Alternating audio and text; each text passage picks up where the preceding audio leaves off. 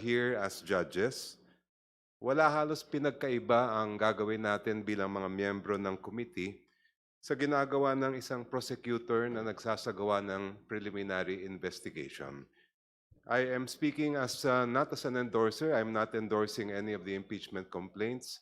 I am speaking simply as a member of the committee para maging malinaw sa lahat, lalong-lalo na sa publiko, kung ano ba talaga ang mangyayari ngayong araw na ito. Just like in a preliminary investigation, we are here to inquire into the truth.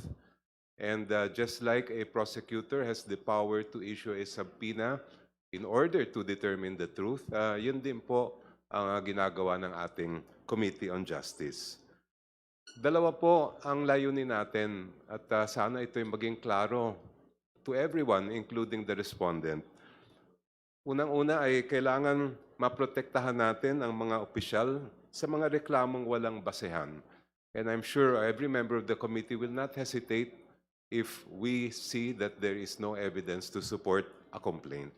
At pangalawa, siguraduhin na hindi maaksaya ang oras ng Senado kung uupo man sila bilang impeachment court. We are here as to fulfill our mandate under the Constitution to initiate a complaint if there is sufficient basis or evidence. Kaya nga, kailangan natin makita ngayon at sa mga darating na mga hearing kung may ebidensya at kung talagang kapanipaniwala po yan. Thank you, Madam Chair. Thank you, Honorable Jokno. So, at this juncture, we officially start the presentation of our evidence in the order which the chair recently